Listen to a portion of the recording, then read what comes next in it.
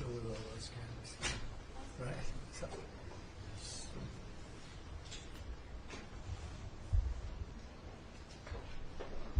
we have a little more room over here.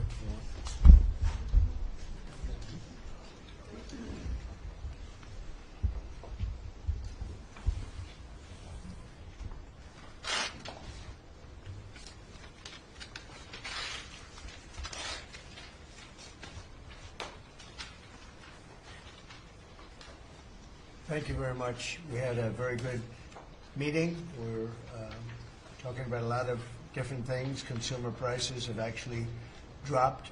There's very little inflation. Everybody predicted a lot of inflation, very little inflation. Energy costs are down. Interest rates are probably down. They scatter, but they're probably down. Prescription drug prices are even to down. We're doing very well. It's been amazing. We had a big day yesterday. There'll always be transition difficulty, but we had in history, it was the biggest day in history, the markets. So we're very, very happy with the way the country's running. We're trying to get the world to treat us fairly. This is something that should have been done 25 years ago, and it wasn't. Should have been done 40 years ago, and it wasn't. But no president was willing to take it on, but you had to. It's not sustainable. It wasn't sustainable. And as you know, without a lot of money being added, which is a lot of money that we could add, the country is making approximately $2 billion a day. And when you think of it, we've never done that before, never come close to it. And the number is probably $3.5 billion a day.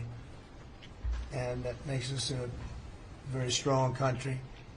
But we have Scott here and Howard and some of the people that are working on deals, and the biggest problem they have is they don't have enough time in the day. Everybody wants to come and make a deal, and we're working with a lot of different countries, and it's all going to work out very well. I think it's going to work out really very well, but we're in good shape. There's no inflation. There's very little inflation, and I went 4 years without inflation, and I took in hundreds of billions of dollars from China and others, taxes in China. But we took in hundreds of billions of dollars a year from China, and we had no inflation, essentially. So we think we're in very good shape. We think we're doing very well. Again, there'll be a transition cost and transition problems, but in the end, it's going to be a beautiful thing. We're doing again what we should have done many years ago. We let it get out of control, and we allowed some countries to get very big and very rich at our expense, and can't let that happen. It's not a sustainable formula. So I wanted to just thank everybody at the table, and maybe I'll go around and ask some of you a little short couple of answers. Pete just got back from Panama, and he's been all over the place, and you want to give us a little report on that and whatever else you might have to say. Everyone at this table is doing an incredible job, by the way, I have to say, incredible. And the relationships it's like they're friends. They're really, the relationships are very strong, really good, really strong. And these meetings are very good. And I think, I don't believe there's any other president that allowed the press to come into a meeting such as this. These are very sacred meetings. These are very private meetings, but we have nothing to hide.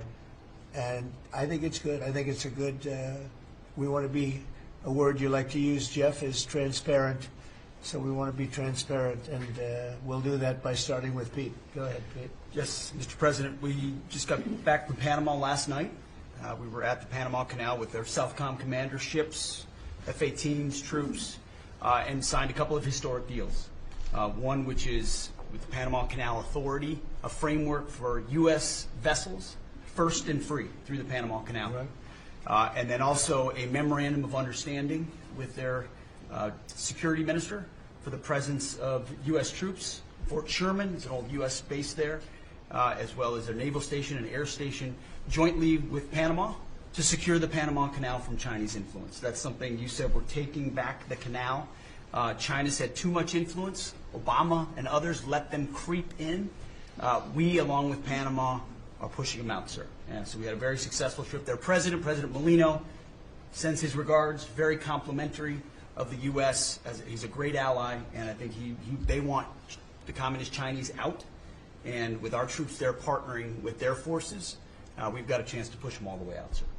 We've moved a lot of troops to Panama and filled up some areas that we used to have, and we didn't have any longer, but we have them now. And I think it's in very good control, right? Yes, sir. Okay. Thank you, Pete. Very good. Howard? So, so we've have so many countries to talk to.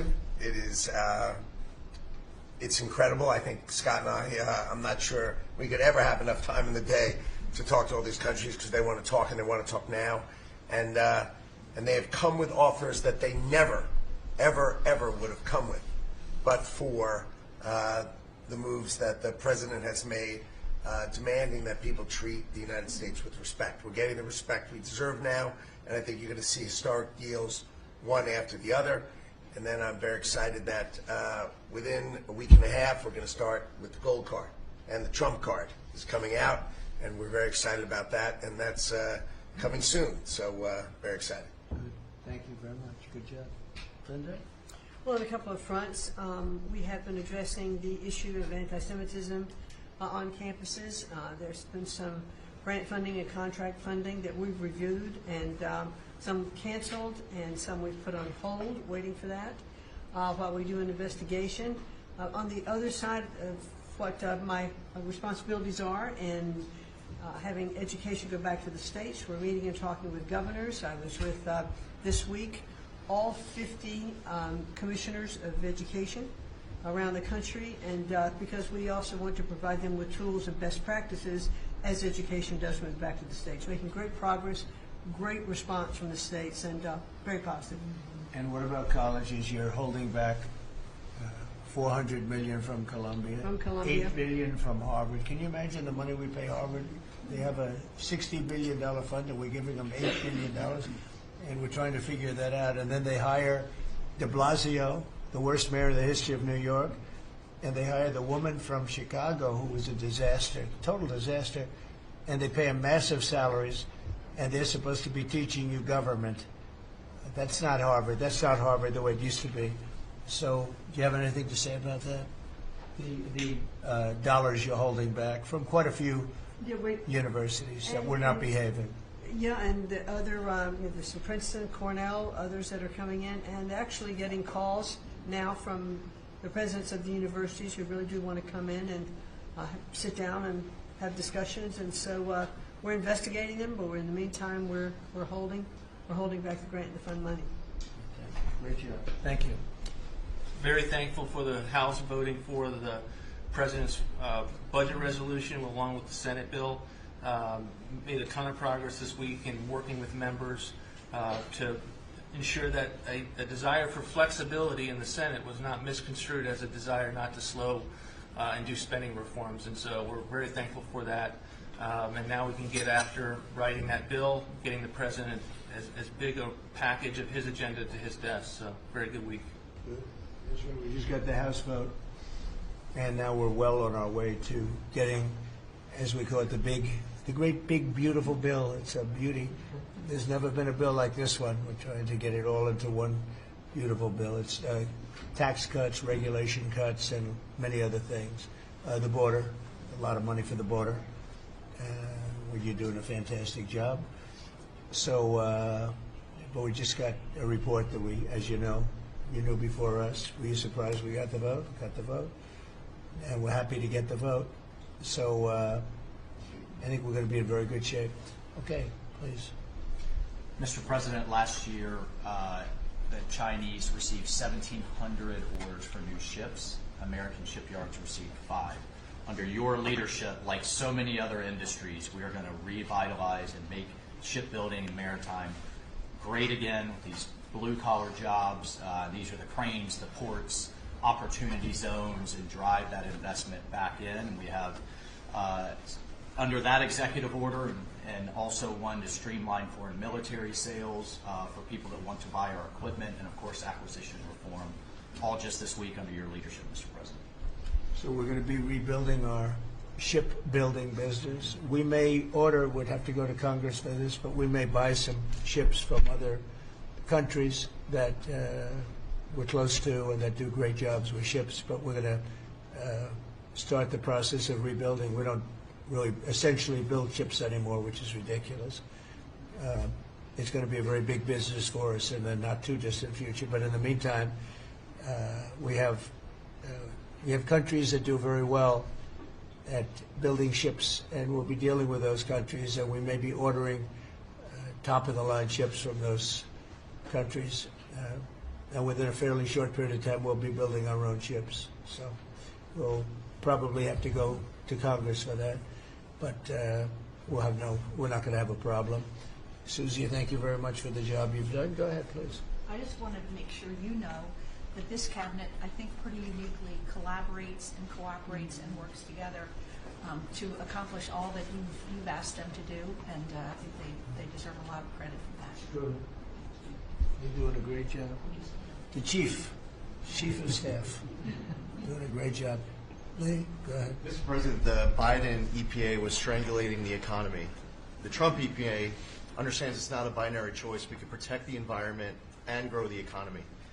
Working with Doge and Elon Musk, we've now canceled $22 billion worth of grants, and we have launched what is the largest deregulatory action in the history of the country.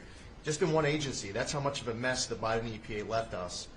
It is going to end up reducing the cost of living. It's going to create jobs. It's going to make it easier to purchase a car. It will be easier to heat your home. We're proud of this effort. The effort that we have is fulfilling the mandate that you earned from the American public. Clean air, land, and water for all Americans, unleashing energy dominance, permitting reform, advancing cooperative federalism, making America the AI capital of the world, and bringing back American auto jobs. When you called me that day asking for me to take this position, I was honored. And you were very specific and clear in what you wanted us to accomplish. We understand our mission, and at the Trump EPA, we're going to make you proud. Great job.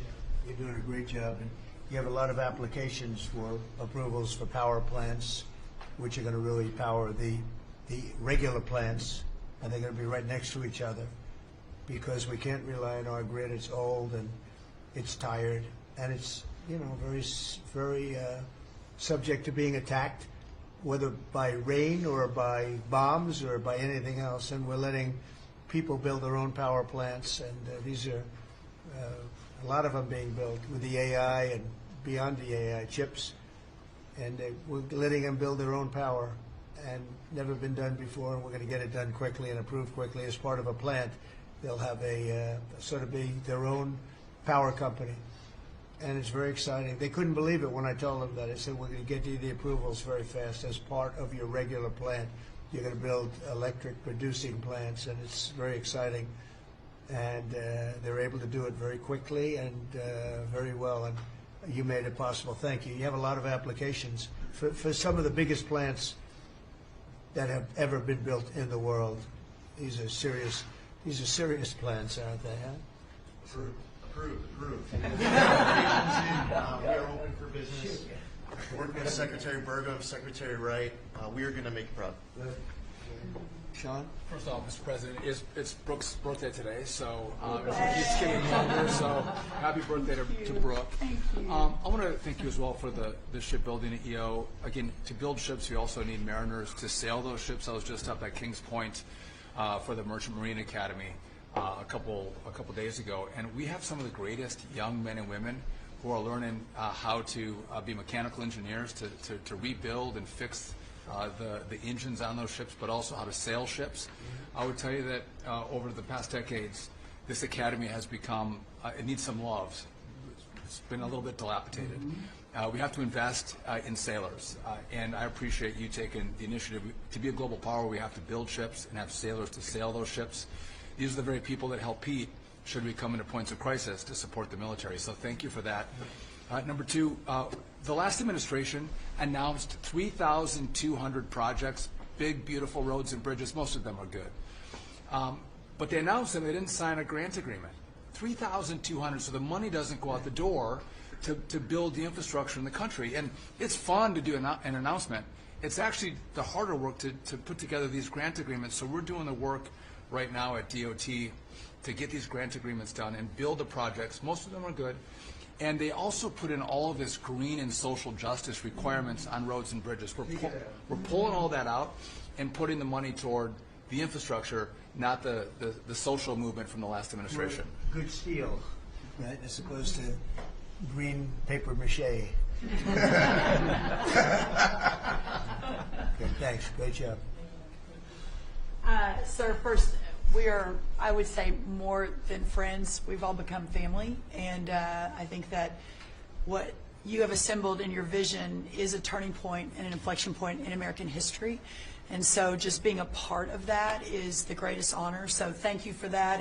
And again, just the relationships here and the honor and respect we have for each other is a reflection of you and your leadership. So I just wanted to say that first. The second thing I want to say is that on behalf of the farmers and ranchers, food security is national security. We have to be able to feed ourselves. And your idea of using tariffs along with deregulation and tax cuts, but your idea of using tariffs to ensure that we are putting forward and putting America first, no one understands that better than our farmers and our ranchers. But having said that, emerging from 4 years of Biden with a 30% increase in inputs for our farmers and ranchers, with an almost $50 billion trade deficit. When we left the first time, it was zero, meaning that they are hurting. So the period of uncertainty we're in, they know that your vision will move us into an age of prosperity for all Americans, but for my people, for the farmers and ranchers, unlike any they have seen before. And I think they are really, really excited and so grateful for your leadership. But also, you have never failed to say that you have the backs of our farmers and our ranchers. It was the first phone call that I had after I was voted with the Senate. And that message just resonates with an almost 85% support of you in the last election. They're with you. Interestingly, the biggest budget driver at the United States Department of Agriculture is not farming and ranching or agriculture, it's food stamps. And so as we emerge and embark, Secretary Kennedy and I, on your vision of making America healthy again, a massive part of that is realigning and reworking our food stamp program so that it better serves those who need it. And yeah, to the point of getting the transgender, DEI, Green New Deal out of the USDA and realigning is really important. So It's out of the thank military, you. right? Yes, sir. Is it 100% out, would you say? 99.9, sir. I'm going to get that last point Get the more out. rest of it. But thank you, sir. We've got a much different military, I will tell you. Thanks very much. Good job. And eggs are down. Eggs are Big, down. right? Yes, Big. yes, sir. Wholesale prices. Retail will come. Easter is the Super Bowl for eggs. So, you know, there may be a little fluctuation, but no, we feel really good about it. Thank you. That's what I hear. Thank you. Thank you. Good. I'd echo what Howard said on the trade queue, that we've got over 75 countries that want to come in. So it'll be Treasury, Commerce, Jameson at USTR, and we're putting a process in place. And as you said, you're going to be part of the negotiations too, because you know, I've had these countries call me up and Secretary Bessem, we're happy you're going to be negotiating. Well, President Trump's going to be involved too. So bring your best deal on the budget. It's moving quickly in the House and the Senate, thanks to your leadership. We're also going to have debt ceiling in there, so we're going to get an increase in the debt ceiling. So, and that will be the done and dusted for Part of the bill that we just got to vote on today. So part of the bill. It'll be done and dusted for 2 years. We won't have to worry about that. And then I gave a speech yesterday to 1,400 small and community bankers, and they were so happy to hear from your administration. And I told them Wall Street's done great for the past 4 years, 10 years, 20 years. It can continue doing great, but it's Main Street's turn now, and it's those small bankers through deregulation, through emphasis on Main Street, your Main Street agenda, bringing back jobs, that is going to power the smaller communities. And then finally, The bond auction went very well yesterday. We had a lot of foreigners show up as the support, showing that the U.S. is still the best place to invest. The inflation report, as you said, was quite good. And energy prices are down more than 20% since January 20th. Amazing. Great. Good numbers. Great number. Thank you. Pam? President, we've had some great wins in the last few days that, you were overwhelmingly elected by the biggest majority. The U.S. Americans want you to be president because of your agenda. And the courts are ruling that you have the authority to determine how the money of this country will be spent. That's what the American citizens wanted, and that's what they're getting. An example of that Friday was the Department of Education, that you can determine how the money will be spent. No more DEI. And that impacts every agency across the board. On the civil side again, NLRB. We had a big win in the Supreme Court there. OPM, a big win there. But also 16,000 workers there. But also on the criminal side, the Alien Enemies Act. We are winning there. And your directive to me was to keep America safe, and that's what we're doing. Whether it's the alien enemies, all of these gangs, and they are enemies of our country. They are terrorists, they are organized crime, they have come here, they are extremely organized, they are spread throughout our country, and they are creating terror. And no more under your directive. And that has stopped. Yesterday in South Florida, we charged 11 defendants with $500 million of pure cocaine coming into our country to kill our kids. They were caught. They will be prosecuted to the fullest extent of the law. These gang members are going back to where they came, or they're going to an El Salvador prison at your directive. And, you also gave us a directive to prosecute the people who are going after Tesla to the fullest extent of the law, some of the greatest police work I've seen. We've made 4 arrests. There will be no negotiations at your directive. They're all looking at 20 years in prison, and within the next 24 hours, you're going to be seeing another huge arrest on a Tesla dealership, President. And that person will be looking at least 20 years in prison with no negotiations. That's great. That's great. That will stop it. Cold. Domestic terrorism. Thanks. Doing a great job, too. Thank you very much. Laurie, please. Mr. President, accountability matters. That's what we're recognizing. With our partners at the Department of Labor for Government Efficiency, just a few weeks ago, we realized there's about $4.4 billion in COVID funds that were not used, that the state coffers were just holding on to. Out of that, we've returned $1.4 billion back to the state treasury, so essentially to the American people, and we'll go back and claw the rest of those billions of dollars back. And on the heels of that, late last night, we're understanding unemployment insurance fraud. That trust needs to be whole for the American people. When we need it for who deserves it. That's not what we're seeing in the numbers that we saw last night, again, exposed by our partners at DOJ at the Department of Labor. Since 2020, over $400 million of payments have gone out already. And when you hear these numbers, apparently in the United States, we have over almost 25,000 people who are over 115 years old who are collecting $59 million that we have sent out to people. Talk about fraudulent behavior. Mr. President, 28,000 people between 1 and 5 years old have collected fraudulent payments at the tune of $254 million has gone out. And lastly, 10,000 people who have not been born yet, 15 years into the future, $69 million, and they haven't even been born yet. In one case, they will be born 129 years from now. The United States government sent them $41,000, and they're not born yet. So, under the Department of Labor, those are the things that we're uncovering. I couldn't be more honored to tell the American people that we're bringing back their dollars, and we're saving them and returning them to the United States Treasury. Also, jobs numbers. Last Friday, 228,000 new jobs were reported. That is good for the American people. That is my primary job, is to grow that workforce under your leadership. So we've kicked off the America at Work tour, and we'll be visiting all 50 states, and I'll be working with my colleagues here to do just that. So thank you, Mr. President. We're going to grow this economy. We're going to keep our focus on the American worker. Say you're finding tremendous fraud, though. Those numbers are really bad when you... Unheard of. over 115 years old, and I think you had mentioned the oldest person in our country is 114 years old. That's pretty good. A woman living in Pennsylvania, but apparently there's 24,000 more of them that are 115 or older that we're I getting hope you hear that. to. So we have 24,000 older than the oldest person. Definitely did. That's and what are we doing about that? How do we get that money back? Yeah, so we're working with our IGs to do that further investigation. The House and Senate, we had a 5-year statute of limitations. We've got an extension on that, another 5 years. And so the goal, in my opinion, we should never have a statute of limitations to return the American dollars back to the Treasury when there's fraud. But at this point, we will continue to work hard and double down and return those dollars to the Treasury. Right. Thank you. Thank you. Great job. Christy?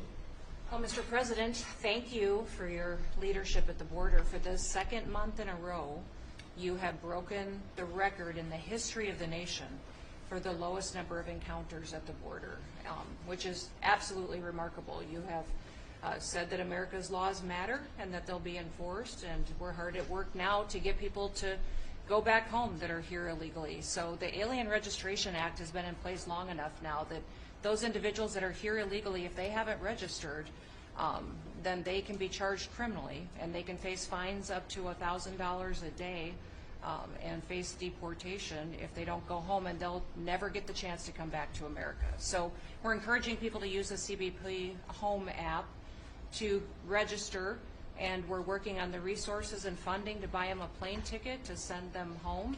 I went to El Salvador, Colombia, and Mexico, and those countries and others are thinking about setting up programs to support these individuals when they get back to their countries. So when they get there, they'll have housing and food assistance, and so making sure that these folks have the opportunity to go home so that they can get the chance to come back to America is important. And So it's a very big self-deport operation that we're starting. thousands of people have already Yeah. self-deported. Well, we're just going to, when you have 21 million people that need to go home because they're here breaking our laws, then we need to facilitate that. And I've been working with the governors a lot lately on several different issues. One of them has been on FEMA for recommendations on how to do exactly what you've directed us to do. And then also I sent a letter and communicated with them that they need to be setting up a SCIF. Some of our governors don't have secure facilities to have national security issues. I think one of the jobs Homeland Security has is to give communication down to states, to local cities and communities. And so recommending they get a SCIF, they have secure comms with them at all times or nearby so that they can have national security conversations, and then to have somebody in their office designated that is their communications person. A lot of them have emergency management officers, but they don't necessarily have somebody designated when it comes to a national security issue that we may need to communicate with them on. And I think American people need to know that Real ID will be required to travel on May 7th. So those governors have been notified to communicate that at home. We don't want anybody to get delayed and not be able to travel when they get to an airport. And this will also help us bring integrity back to all of our IDs and how they're used for issuing driver's licenses. And governors know how I feel about making sure their driver's licensing system has integrity, because a lot of people use their driver's license to vote. And the backbone of our country and the foundation is election integrity. So we're giving all those directions to our governors and communicating that so they can lead on it as well. And we're going to work with people so that if they go out in a nice way and go back to their country, we're going to work with them right from the beginning on trying to get them back in legally. Is that So they right? have a chance to come back. So it gives you real incentive. Otherwise, they never come back. They'll never be allowed once a certain period of time goes by, which is probably going to be 60 days. We're also going to work with farmers that if they have strong recommendations for their farms for certain people, we're going to let them stay in for a while and work with the farmers and then come back and go through a process, a legal process. But we have to take care of our farmers and hotels and various places where where they need the people. And we're going to be working with you very carefully on that. So a farmer will come in with a letter concerning certain people saying they're great, they're working hard. We're going to slow it down a little bit for them. And then we're going to ultimately bring them back. They'll go out, they're going to come back as legal workers. Okay? Yes, sir. Thank you. which I think will be I think it's very important to do. Okay, thank you very much. Great job. Jameson, I watched you testify for the last Yeah, you did. couple of days. You were on every night at 3 o'clock in the morning. And you did great. You were fantastic. Thank you very much. It's just what I like to do for fun, sir. You've been keeping us very busy. Last week, you started a reordering of international trade, something that hasn't happened for 80 years, something that should have happened decades ago. And you know that. You've known that for a long time. That's why you have us all working on this. You came into an emergency situation where President Biden left us with a $1.2 trillion trade deficit. It's the largest of any country in human history, the largest. So you declared an emergency, you took action. You said the largest in history, right? In history. There's never been anything like what he left us. He left us a mess. His whole administration was a mess. So go ahead. So you declared an emergency, you imposed a trade action, so now you have a tariff on the world, it promotes U.S. manufacturing, it protects U.S. workers, and you've also given room for negotiation during this time so we can open export markets for our farmers and other producers and American workers. And this is why the unions vote for you, this is why the workers vote for you, this is why the families want you to be the president, because you're standing up for American workers and American communities. We've had countries come in over the past couple of weeks that represent more than half of global domestic GDP, more than half. That's who's coming in to talk to you and to your advisors about how to have reciprocal trade, how to have fair trade. Would have happened without you. Thank you very much. Great job. Lovely line. Well, thanks to your fantastic leadership, this amazing cabinet, and the very talented Doge team, I'm excited to announce that we anticipate savings in FY26 from reduction of waste and fraud by $150 billion. And I mean, and some of it is just absurd, like people getting unemployment insurance who haven't been born yet. I mean, I think anyone can appreciate whether, I mean, come on, that's just crazy. So, you know, some of these things, people ask me like, well, how are you going to find waste and fraud in the government? I'm like, well, actually just go in any direction. That's how you find it. It's very common. it's, as the military would say, target-rich environment. So I think we're doing a lot of good and excellent collaboration with the cabinet to achieve these savings. And it will actually result in better services for the American people, and that we're going to be spending their tax dollars in a way that is sensible and fair and good. And your people are fantastic. In fact, hopefully they'll stay around for the long haul. We'd like to keep as many as we can. They're great, smart, sharp, right? Finding things that nobody would have thought of. Very computer savvy. Yeah. We're working hard to get the Trump Gold Card operational, hopefully in the next week or so. That'll be very exciting. Really exciting. That's a pathway to citizenship. Yeah. Into the United States. It's a big deal. Yep, it's a big deal. Thank you very much. Great job you're doing.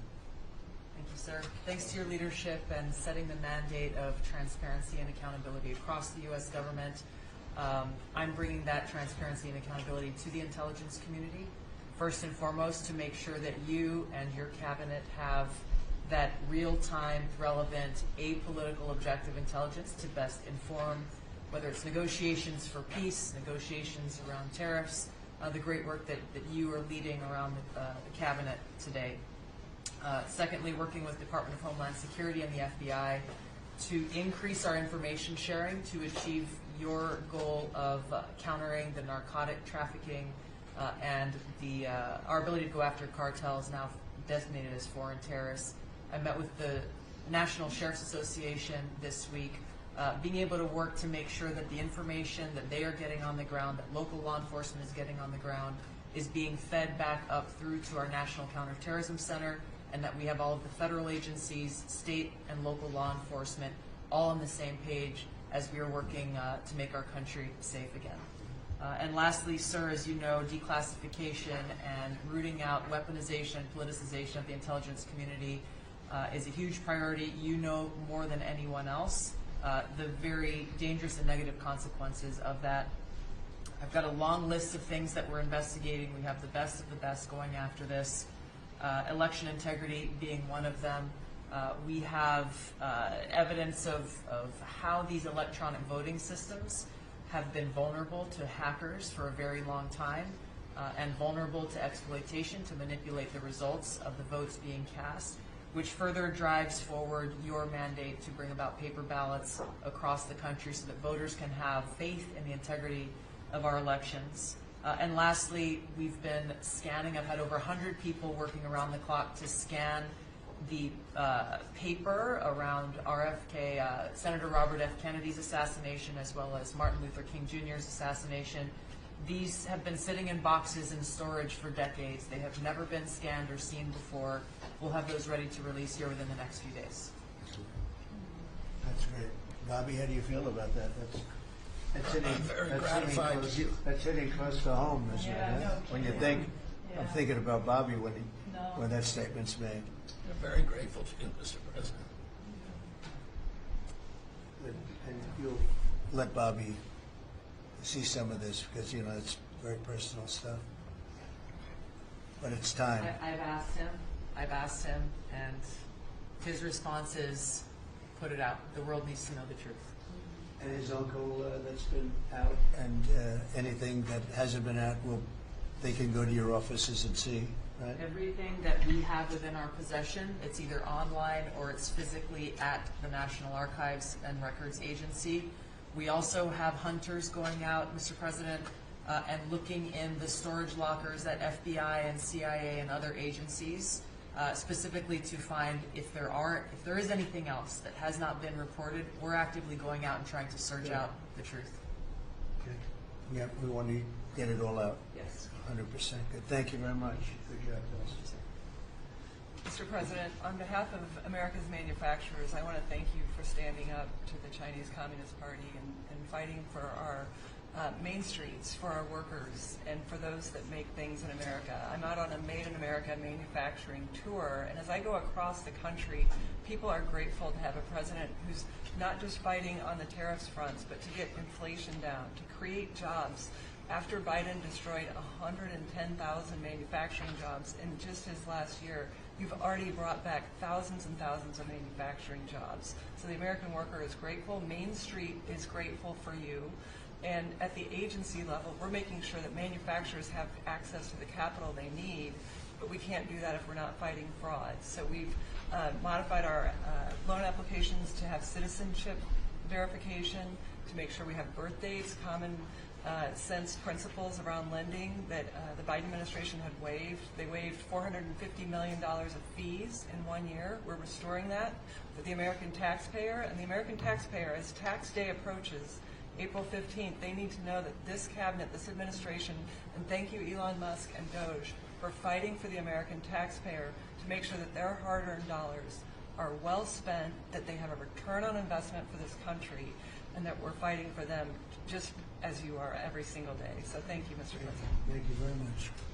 Mr. President, we are working at HHS to advance your agenda to make America healthy again.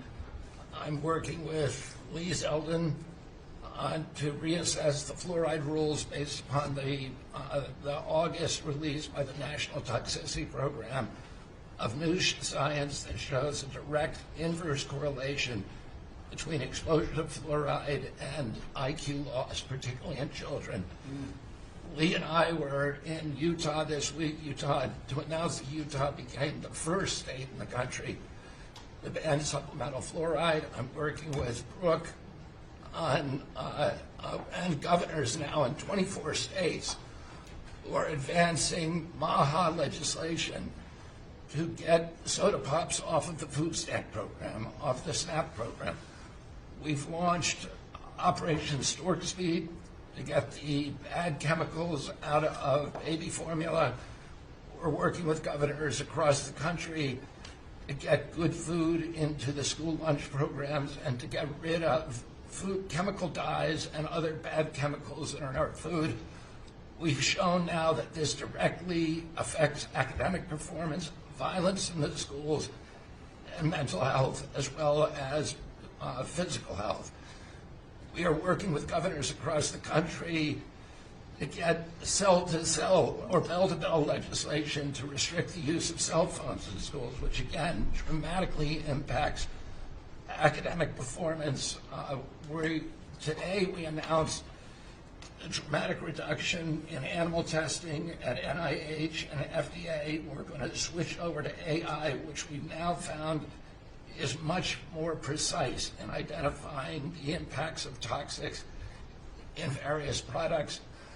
We're working with Elon, who's done an incredible job to eliminate the redundancies and to streamline operations at all the health agencies and to recalibrate our trajectory to your agenda of making America healthy again.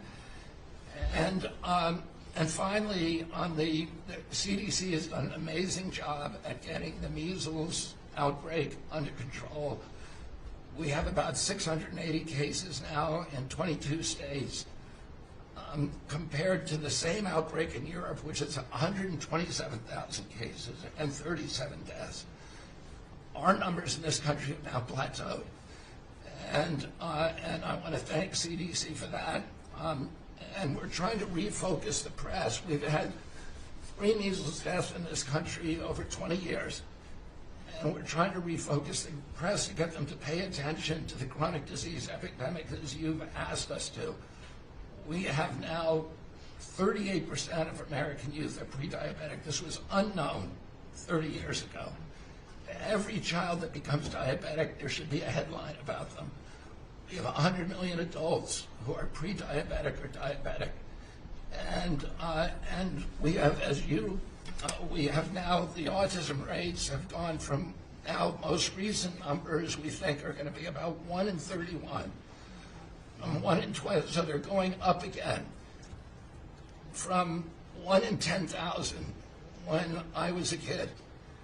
And we are going, at your direction, we are going to know by September. We've launched a massive testing and research effort that's going to involve hundreds of scientists from around the world. By September, we will know what has caused the autism epidemic, and we'll be able to eliminate those exposures. So big. Think of that. So it was 1 in 10,000 children had autism, and now it's 1 in 31. Not 31,000, 31. That is that's a horrible statistic, isn't it? And there's got to be something artificial out there that's doing this. So you think you're going to have a pretty good idea, huh? We will know by September. There will be no bigger news conference on that. So that's it. If you can come up with that answer where you stop taking something, you stop eating something, or maybe it's a shot, but something's causing it. It can't be from 10,000 to. Can you imagine that, Marco? That's a big number. Thank you very much. You're doing great. Thank you, Bobby. Please. Well, Mr. President, one of your primary administration goals is to make sure that we unleash American energy, and of course the strategy behind that is when we do that, it helps make it more affordable for all Americans. Energy isn't just industry, it is the foundation of every other industry, whether it's food, manufacturing, clothing, transportation. And then also when we've got the ability to generate and not just be energy independent but energy dominant, then we have the opportunity to sell energy to our friends and allies versus them buy it from our adversaries. And our adversaries were funding terrorism and conflicts against our allies by their oil and gas sales that were going through a Swiss cheese set of sanctions. So with your creation of the National Energy Dominance Council, over half the people at this table serve on that. Everyone has been engaged, whether it's interactions with negotiations with other countries, with putting sanctions in place that actually work, with cutting deregulation, working on biofuels, building infrastructure for transportation. There's a whole range of things that are being tackled. But when in the outcome of all that is that the Biden administration was restricting supply, you're increasing supply. When you increase supply, then prices start to come down. And we have a huge opportunity to do this. Just in interior alone, there's 500 million acres of surface, 700 million acres of subsurface, and 2.5 billion acres of offshore. And the Biden administration was trying to restrict this so that you couldn't You know, you couldn't get a timber lease, you couldn't cut a tree, you couldn't graze a cow, you couldn't develop oil and gas minerals, and you couldn't develop the critical minerals we need for our technology, for our defense industries, and to be able to help us win the AI arms race against China. So we're opening up this, and with your executive orders and your work, we've on Tuesday, historic day, you ended the war on beautiful clean coal, which has been going on since Obama took office. China gets 60% of their electricity from coal. They're opening up they've opened up 94 gigawatts of coal in the last year as part of this AI arms race. 94 gigawatts, that's enough for 94 Denvers to be able to, 1 gigawatt per metro area like that. It's unheard of. So we have an opportunity under your leadership to come back. The Gulf of America had its first offshore lease sale, which is scheduled for later this year, but that was, the industry loved that because we're now, the Gulf of America is now open for business again. And there's as much as 7 billion barrels of oil accessible now. They've increased the upside of what they think that is.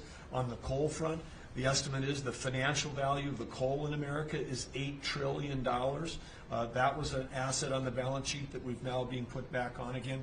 And of course in Alaska, with your separate executive orders to unleash Alaska energy between ANWR, the North Slope, the Strategic Petroleum Reserve Alaska, all of those, we've reversed Biden decision. Those are all open for business again. And all of this is leading to the investment coming to America. The smart money is coming to the U.S. That's why we've got, you know, trillions of dollars of investment that are showing up at the door, because they know if they're going to do manufacturing here, there's going to be energy to power their plants. And so, again, thank you for your leadership, and thank you for everything you're doing. Very good. Thank you. Marco? Well, Mr. President, one of the most important things I believe you'll achieve in your presidency is reordering the world in a proper way. For 31 years, more than 31 years now, multiple administrations have allowed the Chinese to deindustrialize this country, to take away jobs and factories and the pillars of our national strength. And what you're doing now, I think, is a great service to our country, but ultimately to the world. And I want to congratulate you and your team that's working on that, because it has extraordinary geopolitical implications, as you see, from all these other countries that are now coming here and wanting to join something that actually, it's crazy to allow these. I mean, basically, we lived in a world where Chinese companies can do whatever they want in America, but our companies cannot do anything over there unless they allow it, and even then they steal our stuff and reverse engineer it. So just reordering all of that has dramatic implications on peace and security of the world, so we thank you. An important meeting, thanks to you, is going to happen on Saturday for the first time in a long time. There'll be direct talks between Ambassador Woodcock and a top-level leader in Iran. We hope that'll lead to peace. You've been very clear what Iran is never going to have is a nuclear weapon, and I think that's what led to this meeting, and we'll wait for him to come back from it, and we're hopeful about that. I would also say that we are receiving, and I think the Department of Homeland Security can confirm this, historic cooperation from countries all over the world. Number one, in taking back their citizens. Every country in the world has to take back people that are illegally in another country. And we have countries that refuse to do it or will kind of ignore our calls. All of them are doing it. The ones that are not are paying a price. And we've also found cooperation in other countries that are willing to take some of these people, some very dangerous criminals. I know the President of El Salvador will be here next week, has really been a good friend of the United States in that regard. These are some of the worst people you'll ever encounter. And Pam knows this, and Christy knows this from the work they're doing. You know, and one last point I want to make, Mr. President, again, it's under your leadership, it's actually under your executive order. If you come to this country as a student, we expect you to go to class and study and get a degree. If you come here to like vandalize a library, take over a campus, and do all kinds of crazy things, you know, we're going to get rid of these people, and we're going to continue to do it. So when we identify lunatics like these, we take away their student visa. No one's entitled to a student visa. The press covers student visas like there's some sort of birthright. No, a student visa is like me inviting you into my home. If you come into my home and put all kinds of crap on my couch, I'm going to kick you out of my house. And so, you know, that's what we're doing with our country, thanks to the President. And last but not least, very important development this week, but both Pam and I are very excited. The finest higher education institution in the United States, University of Florida, is also now the national champions in basketball, and we hope you'll host them here soon, Mr. President. Go Gators. They're coming. Good for the SEC. They're coming. Well, thank you very much. You're really doing a great job. We appreciate it. Any question? Mr. President, can you give us a reaction to today's stock market drop, and also give us a sense of the next steps with China? Well, I haven't seen it because I've been here for 2.5 hours, so I'll be seeing it. I think Scott went out. Scott, you want to have a statement on that? Sure. Look, the up 2, down 1 is not a bad ratio, or up 10, down 5. And I think as we have talked about, as we go through the queue and settle with these countries who are going to bring us their best offers, we will end up in a place of great certainty over the next 90 days on tariffs. But we had very good inflation numbers today. Oil's down. We had a successful bond market. So I don't see anything unusual today. And next steps for China, sir? Well, we'll see what happens with China. We would love to be able to work a deal. They've really taken advantage of our country for a long period of time. They've ripped us off beyond nobody. How people stood for it, sitting in my position, is not even believable. And we're talking about many presidents, not just a couple. But they did, and all we're doing is putting it back in shape. We're resetting the table. And I'm sure that we'll be able to get along very well. I have great respect for President Xi. He's been, in a true sense, he's been a friend of mine for a long period of time. And I think that we'll end up working out something that's very good for both countries. I look forward to it. Mr. President, China retaliated today by reducing the number of American films that can be shown there. What's your reaction to them now targeting cultural exports from the United States? I think I've heard of worse things.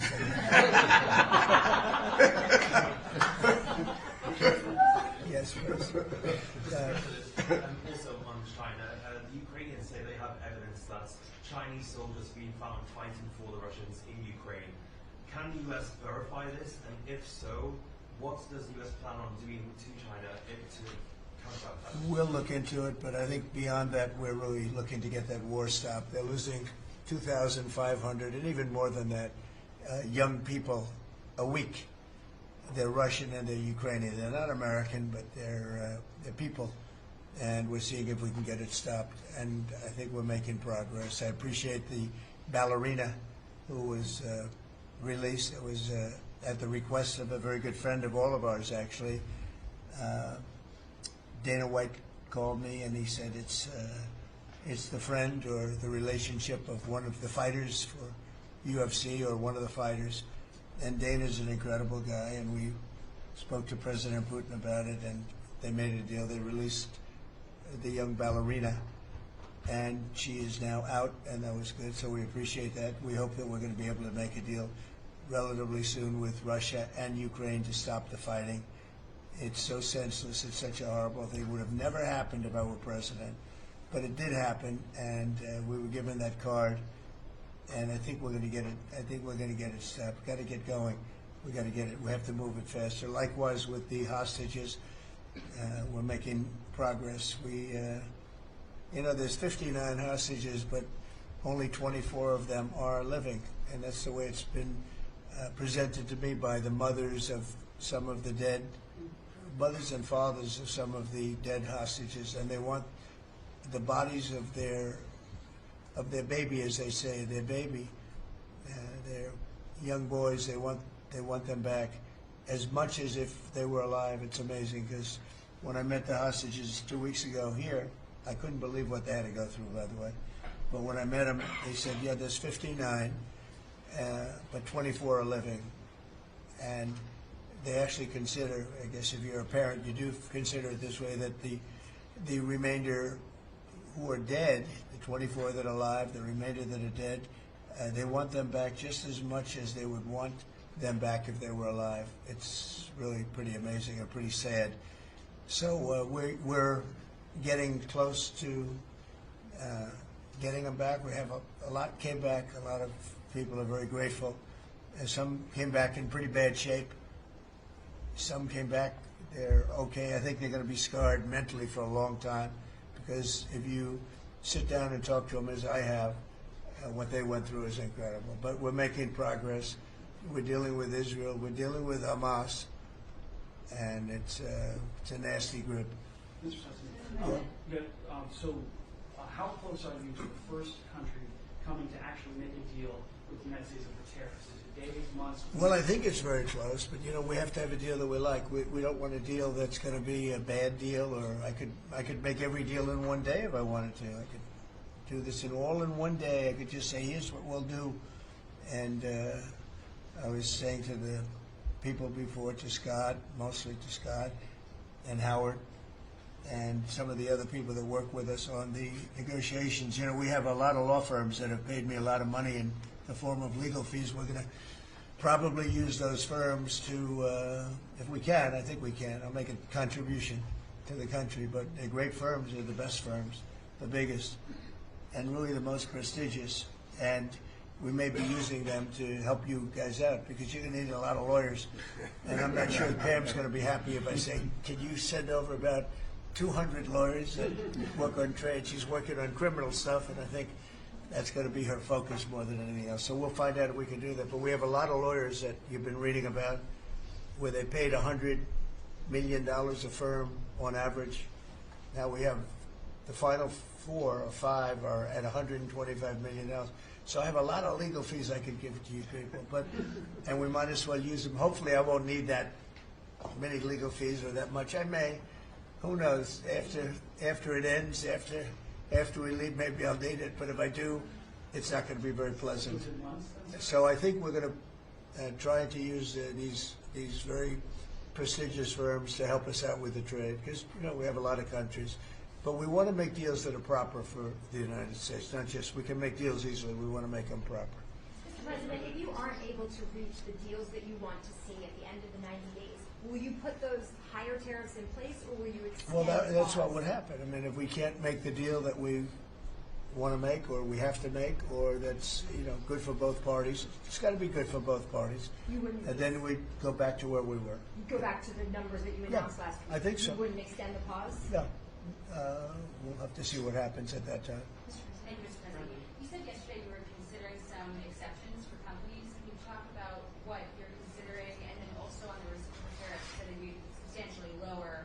Is the same math formula going to be used, or is that tossed out? I'm not considering now for any country or company, but it's possible that I would. But I'm not. We don't have that situation right now. People understand where we are, what we're going to do. But it could happen. It's called flexibility. You have to have certain flexibility. What are you planning on using the money that you're gaining for revenue through the tariffs on? Paying down national debt, reducing taxes, creating good budgets, helping Christie with the border and all of the other things. I built hundreds of miles of wall, as people now understand, 571 miles of border wall in the first administration. But we're going to beef it up, and we're going to add more. And the numbers are incredible. Really, the numbers are what's taken place. We had great numbers, but these numbers are topping my last administration. And Christie and Tom Homan have done an amazing job. But it's an expensive process. This weekend, where they used to have hundreds of thousands of people standing there pouring through the border in Tijuana, Mexico, this weekend they had nobody. You had a man sweeping this massive piece of concrete, which is, the area where they said massive. And I've looked at that during the Biden administration.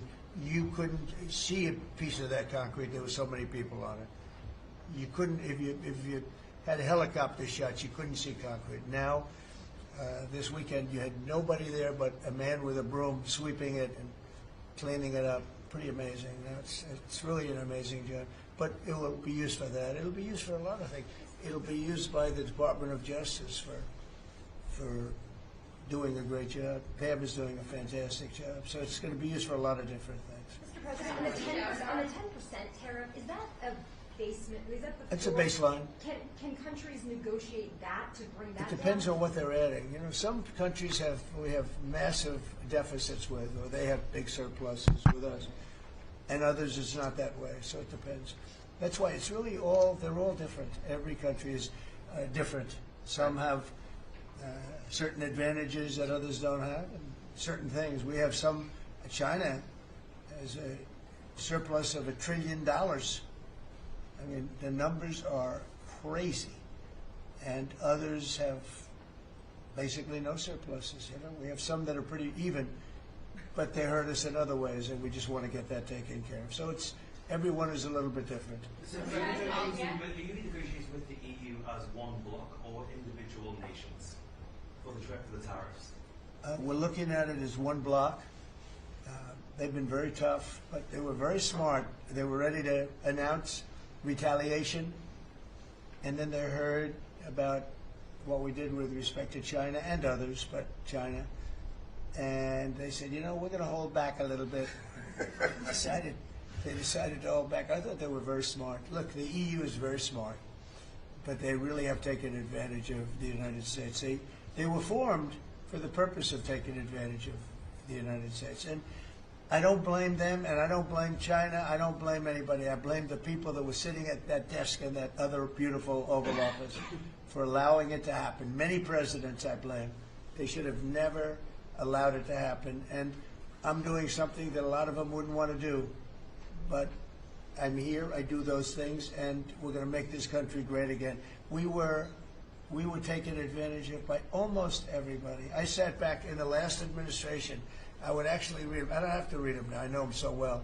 I would read some of these documents that were signed, deals, and I said, who would do a deal like this?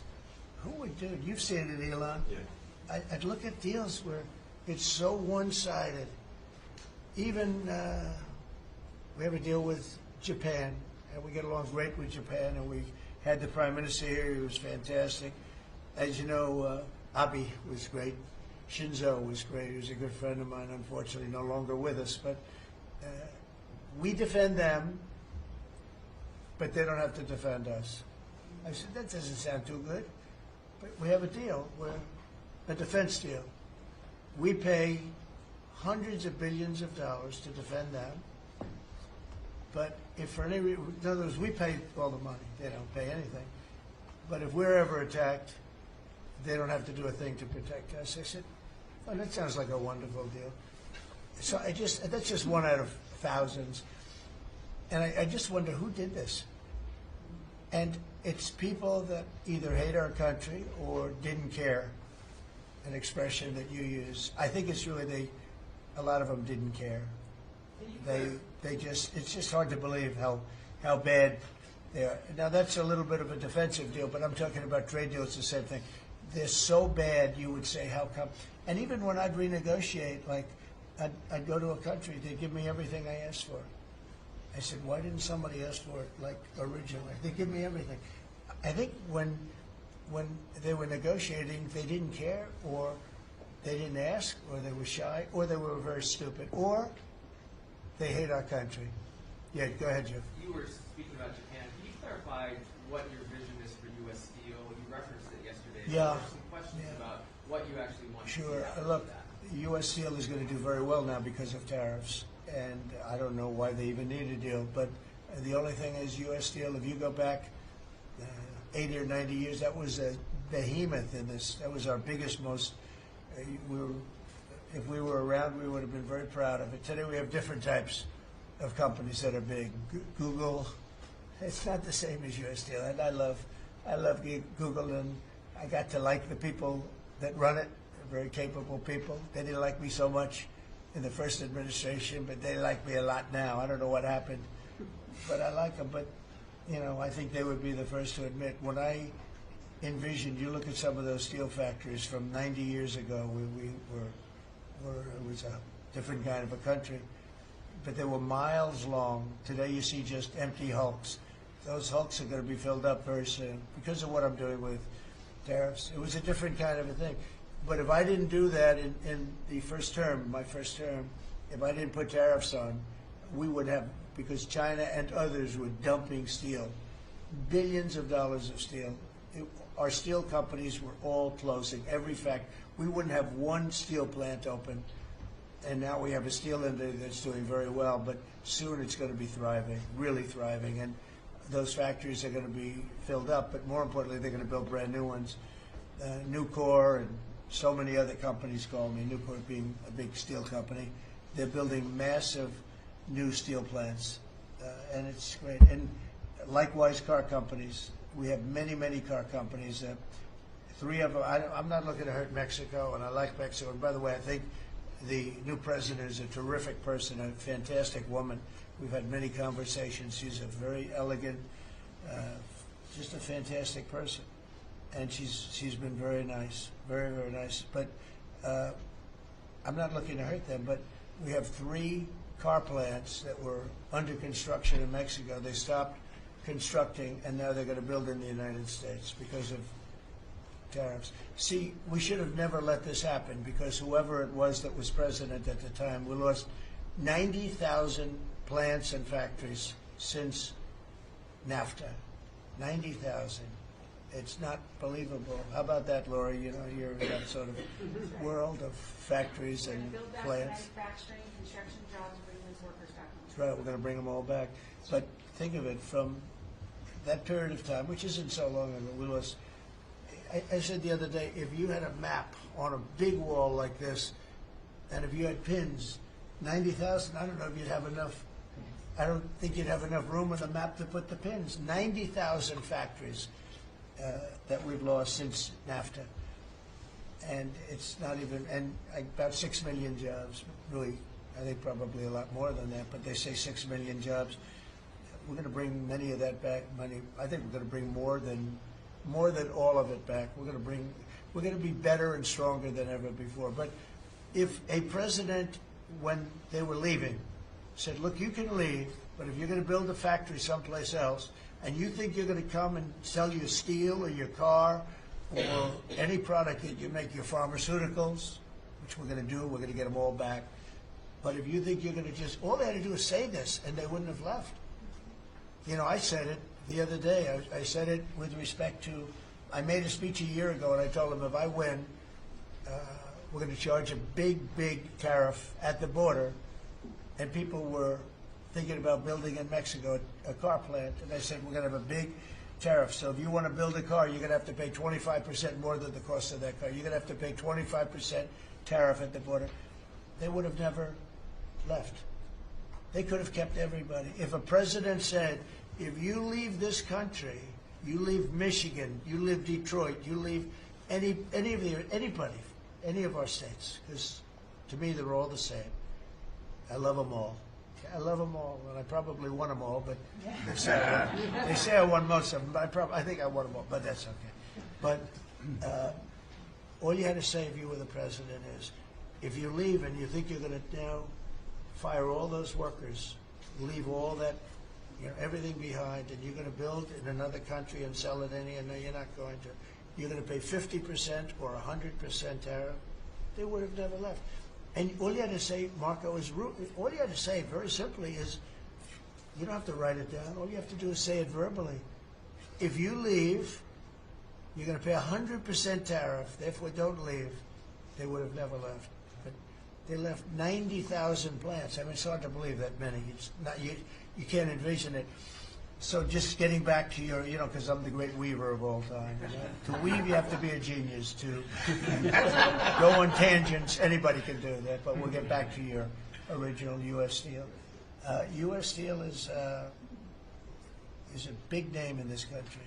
Babe Ruth is a big name. We have a lot of big names, but not too many. U.S. Steel is one of the great names in the history of our country.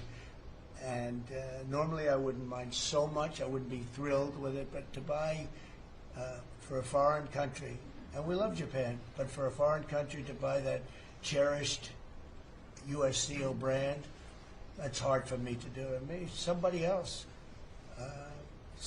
may want it. The company Nippon that's involved with it is a big, powerful company who do a good job.